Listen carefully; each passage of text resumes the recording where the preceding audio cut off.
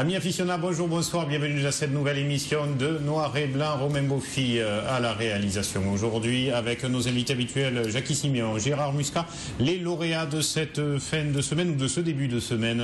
Loïc Ozol, vainqueur de la Palme d'Or 2 fois de suite déjà, c'était l'année dernière votre première. C'est depuis lundi votre seconde Palme d'Or. Félicitations, merci d'être sur ce plateau avec nous. Et une première Palme d'Or, c'est pour la Mana de Saint-Antoine, un des grands trophées de la course camarguaise récolté par ce entre guillemets petit élevage. Vous m'en voudrez pas si je dis petit élevage, mais c'est vrai qu'en termes de palmarès, par rapport à d'autres, pas de Biodor ou autre. Donc félicitations, on est très content de vous avoir. Surtout que Gréco, c'est un taureau qui nous tient un peu à cœur ici, nous, à TV Sud. Et puis à côté de vous, un des bons clubs taurins autour de Nîmes, les arènes de Romoulin. On est très content de vous avoir, André Paillet, le président, et Didier Gaillard, le président de course, qui est là, parce que vous avez réalisé une très jolie cerise d'or, dont la finale, sur laquelle nous allons revenir, puisque c'était mardi dernier, nous étions en plein enregistrement de cette émission-là. Mais on démarre comme d'habitude avec les tableaux de l'émission, et puis surtout on voudrait dédier cette émission à Hubert Lyonnais. Il s'en est allé ce début de semaine ou cette fin de semaine. Voilà, on a une pensée pour toute la famille Lyonnais ainsi que la famille Maillan. Ces obsèques auront lieu ce jeudi à l'église de la Majorque à 15h à Arles, bien sûr. Les horaires de diffusion de cette émission de Noir et Blanc, vous les avez sous les yeux, ça va s'afficher sur Camargue-Cévennes, bien sûr, horaire commun le mercredi à 18h, jeudi à 19h et 20h45 sur la 33 et sur toutes les boxes samedi, dimanche. Voilà, vous avez un petit peu tout, vous le savez maintenant à présent. Comme d'habitude, le début de cette émission, c'est bien sûr les taureaux dans la rue.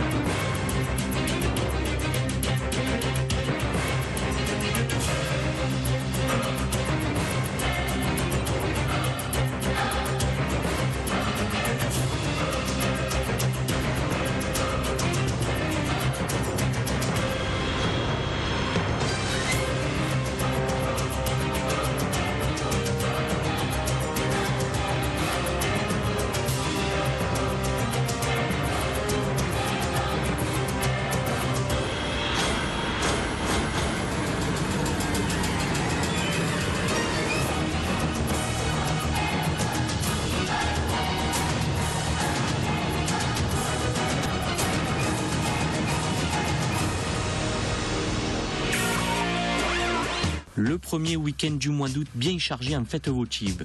Vous pourrez voir du taureau dans toutes ces villes et villages tout au long du week-end. Nul doute que vous rencontrerez les caméras de TV Sud sur le tournage des JT des fêtes votives, dont voici les diffusions de la semaine.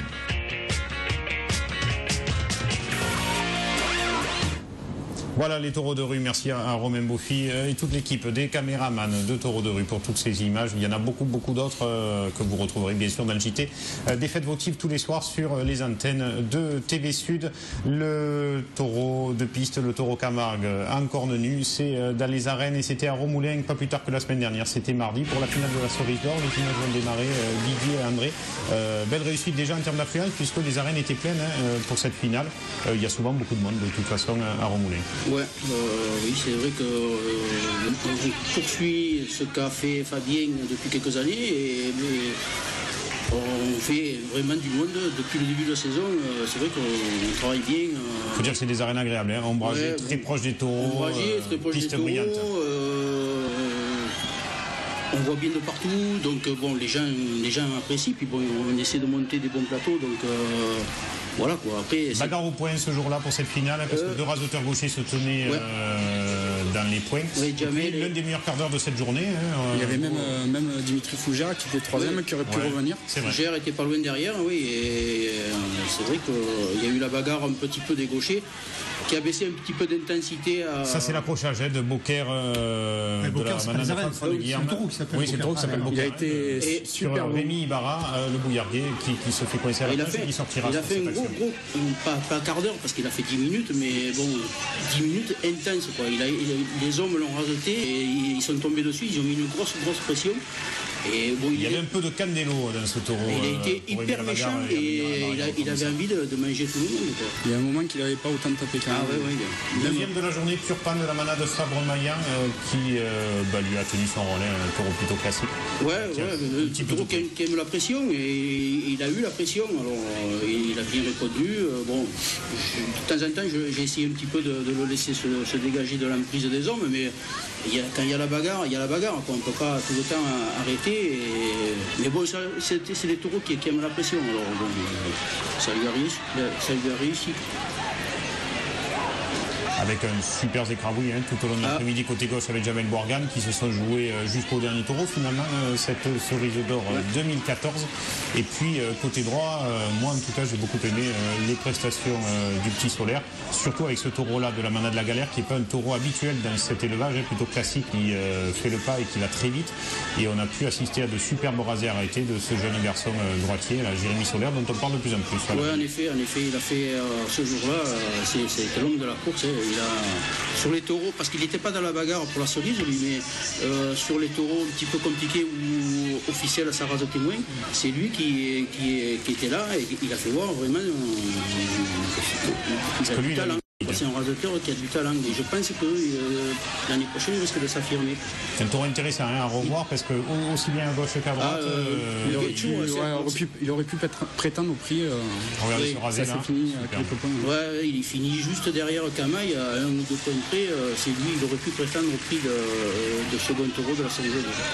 Et le taureau Camaille de la Ville qui sort 4e ce jour de finale, lui aussi crédité d'un très bon gardeur. Ouais, très bien.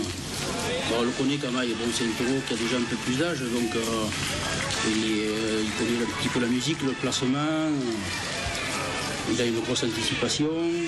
Bon, il lui manque un petit peu de finition, mais bon, c'est un bon taureau. C'est un taureau qui serait intéressant à voir dans une grande piste. Dans une piste où il y a un petit peu de l'espace. Bon, lui, malheureusement, Sauvage, il avait attaqué un petit peu brouillon, il se déplaçait beaucoup. Et après, il commençait à se mettre un petit peu, à se chauffer un peu. Et puis, malheureusement, il a pris un peu le crochet à l'œil. Donc, on a été obligé de rentrer. Il avait fait... Au-dessus de l'œil, non? Oui, au-dessus de l'œil, mais l'œil a été touché quand même un petit peu. D'accord. Ouais. Et donc rentrer un petit peu plus tôt et puis ensuite ce fut le tour de Jacob de Somade. Alors bon, les hommes ont un petit peu été réticents, ils ont travaillé au ruban parce qu'il y avait encore la bagarre, mais après ils ont été un petit peu réticents parce qu'ils ont trouvé qu'il était un petit peu ficelé. Alors bon, ça c'est un petit peu l'éternel problème. Alors personne ne vient voir au tourisme. Dans cet accrochage de Nabil Benafitou qui plonge, qui se jette, ça c'est parce qu'il savait qu'il y avait la caméra juste au-dessus de Janine. Oui. Voilà, merci beaucoup à Janine qui était de la partie à Romoulin ce jour-là. Mais bon, c'est un bon taureau quand même, un taureau qui est méchant,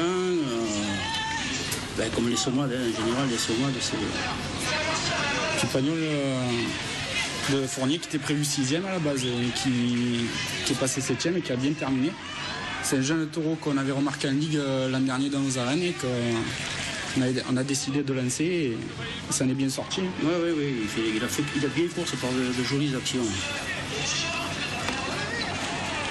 Les locales de l'étape, Fabien Grammatico toujours présent sur cette cerise d'or et même à la finale. Fabien, malgré ses 35 ans, est encore là. Bon, après, on a été un petit peu... c'est vrai qu'il y a beaucoup de blessés. On n'avait pas manqué un petit peu de leader à droite. On avait des leaders à gauche, mais à droite, Cadona, on pensait l'avoir. Et malheureusement, il a repris que le week-end d'après. Donc, voilà. Les lauréats de cette cerise d'or, donc on a dit Camaille pour la finale. Alors les lauréats, c'est Cupidon pour sa course du 13 juillet où il avait été vraiment... D'ailleurs, vous avez diffusé les images. Il avait été atomique ce jour-là. Et puis Camaille qui finit second et sur les 4 journées. Voilà. En tout cas, bravo. Beau Club Touré, on voit que les présidents changent. Il y avait Fabien Grammatico, il y a vous maintenant, mais finalement, l'ambiance reste. On essaye de continuer ce que Fabien nous a laissé. Il nous a laissé les arènes dans de bonnes conditions. Alors, on suit les taureaux, on essaye de faire découvrir un peu les jeunes taureaux, c'est notre but, les petites arènes. Et... Par contre, à être là, nous, on voudrait se plaindre un petit peu du... Non, on va pas polémiquer aujourd'hui, Didier. Non. Si, on va... Après, c'est encore moi qui vais me faire gronder. C'est pas grave. Ça me retombe dessus. Non, de se plaindre juste du commentaire du chroniqueur, de l'article du chroniqueur, parce que 99% des gens qui étaient à la course sont sortis enchantés de la course. Et 2 jours après, on prend le journal et lui, il n'a pas vu la course bonne. Ben écoutez, c'était pas son jour peut-être, il s'est endormi. Il avait peut-être un gros décalage horaire. Pas leur jour au midi libre. Ça fait juste 2 fois. C'était peut-être le décalage horaire, je peux comprendre. Ça fait juste 2 fois et c'est 2 fois sur les 2 meilleures courses de la saison. C'est pour ça que j'ai retrouvé Coussé un matelas là où il était. Il a dû dormir et partir après. La première fois, c'était sur la course de l'Occitane. On a les images, on a les résumés, en tout cas les choses ont une opinion, il n'y a pas de souci. Il a utilisé un terme en plus en parlant de raseteur, de voleurs de poules et tout ça, c'est des choses qui se font pas sur un journal quoi. Donc, moi le lendemain j'ai essayé d'appeler pratiquement tous les managers pour avoir un petit peu leur point de vue.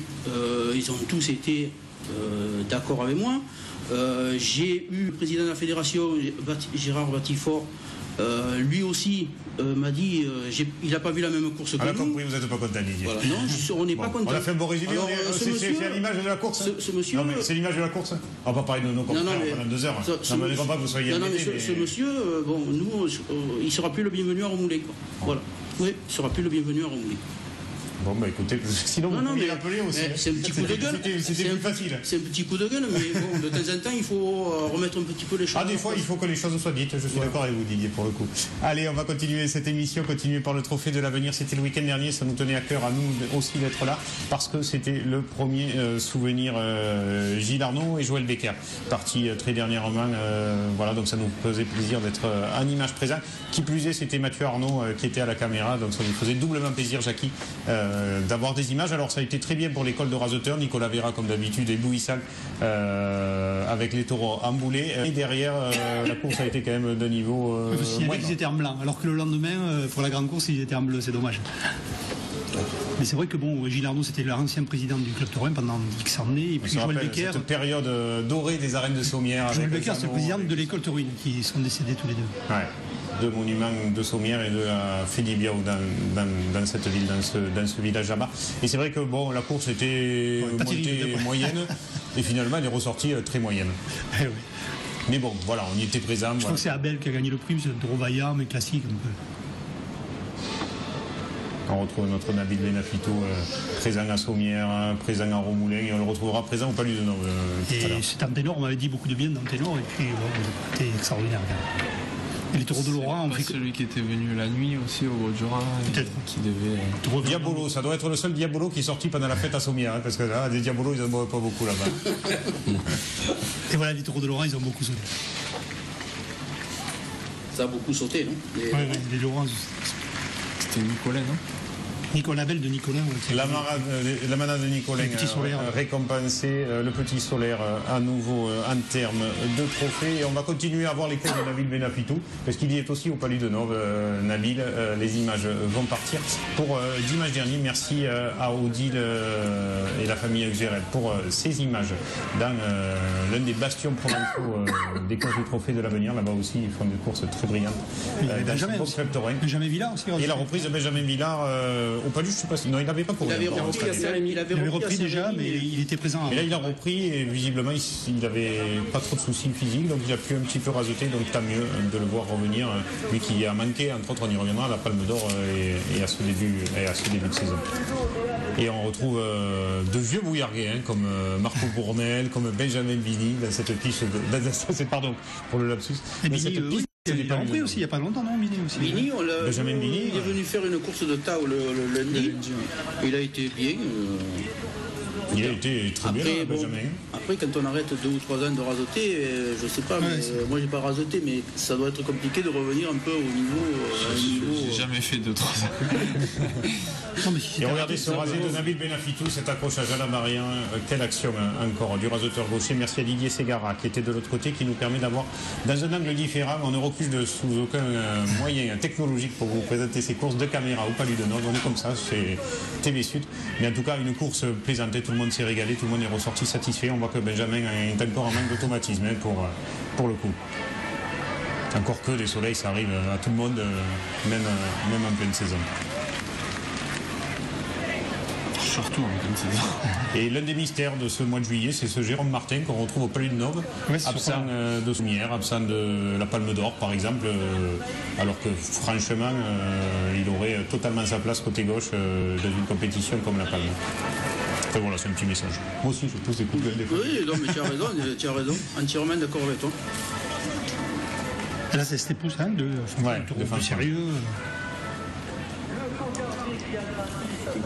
Et puis Tello de la Manade de Cayenne, je vais laisser André en parler, excusez-moi une fois de plus. Vous êtes en vacances, toi. C'est un des taureaux jeunes de la Manade cette année. Bon, là, en image, je ne sais pas trop ce que ça a donné. Moi, j'étais du côté de Bayard. Il paraît, on m'a dit ça. Et c'est un taureau qui aime bien être battu, qui a une belle anticipation, surtout à droite, et des fois, il peut pousser. En tout cas, Benjamin Bini s'est fait plaisir avec. C'est de bon augure avant la fête à Bouillargues. Et il y avait un Ricard, parce que là-bas, c'est la fête. Un Ricard toujours, celui-là, il était frisé. Frisé, oui. C'est le fils des ligues à Cabane l'an dernier, celui-là. Ils ont hésité, je crois, à le raseter, parce qu'il a rentré ses glands, je crois. Non, oui, 2 envolés après Sbiri, il rentre ses glands en musique. Hein. Ah oui, il rentre ses glands. Ouais. Et vous, Papé? Alors c'est pas Gérard Muscat, hein, c'est le taureau de la Manade de Didelot. Benjamin Bidi qui a dû la mener, parce que Benjamin Bidi il fait tout, hein. Il paraît qu'il prend le micro des fois, tout ça. Mais ça c'est à Bouillargues, il rasette, il amène le taureau de Didelot. Et ma foi, très bien pour terminer, hein, de gros coups de victoire après les droitiers et autres. Voilà, cette belle journée qui se termine dans ces arènes des Palais de Nove. On a dit merci à la famille Juérel. Et un dernier rasé pour Benjamin Villard. On espère que son genou et ses pépins physiques petit à petit s'estomperont et qu'on peut-être le retrouvera au niveau qui était le sien d'ici la fin de saison. On continue les courses du Trophée de l'Avenir où vous allez de temps en temps Loïc, et pas plus tard que samedi dernier dans les arènes de Martial. Ne faites pas que la fête, vous y rasetez aussi dans cette course organisée entre autres par le club taurin de la Sonaille, une course de semaine où vous remporterez le prix.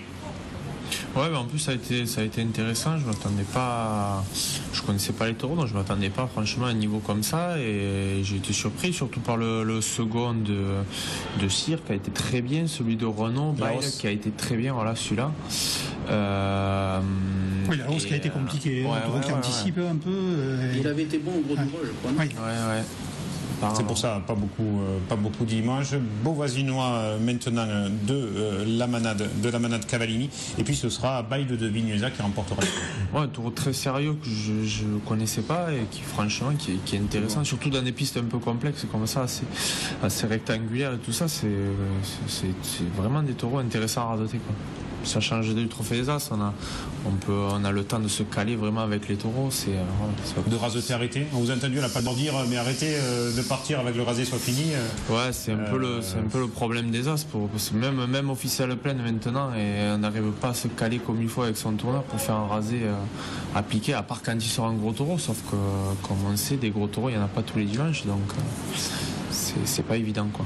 Et on le voit, ce bail qui a dominé toute la cour. D'ailleurs, il a levé, c'est toi qui as levé la cocarde et les 2 glands, je crois. Vous avez été le seul quasiment à lever et à raseter sur ce taureau-là. Mais un taureau, quand il domine, il est très difficile à raseter, parce qu'il finit jusqu'au bout avec les cornes. Mais dans les séries, quand même, il a tendance reste sur lui un petit peu. À se retenir un peu. Ouais. Mais on le voit quand il s'allume à portée, capable de venir. Oui. En fait, il a un peu deux façons de faire. Dans les séries, il reste sur lui, il est un peu. Enfin, pas il recule, mais il laisse venir. Par contre, dans les rasés arrêtés, il est très vaillant, il sort fort. C'est un peu deux styles différents. Le taureau il change un peu arrêté, et dans les séries c'est... Artiste de cavalier, dernière en image pour cette course de Marciargues où la fête continue. Je crois que vous y êtes encore, mais jeudi, aux As cette fois-là. Ce sera jeudi prochain dans les arènes de Marciargues, et puis il y a des courses quasiment tous les jours, taureau jeune, taureau neuf, etc. Les prix pour vous, donc on le disait, et pour Renaud Vignuesa. Voilà pour cette course de Marciargues. On bascule de l'autre côté en Provence, chez nos amis de Saint-Martin-de-Croix, où vous étiez, c'était le dimanche, veille de finale de Palme d'Or. Vous avez rajouté les 3 jours de suite, avec à Saint-Martin-de-Croix la course qui ne restera pas non plus dans les annales, Loïc. Ouais, en fait c'est toujours pareil, c'est très compliqué pour des clubs taurins comme Saint-Martin d'arriver à trouver des taureaux qui tiennent la route.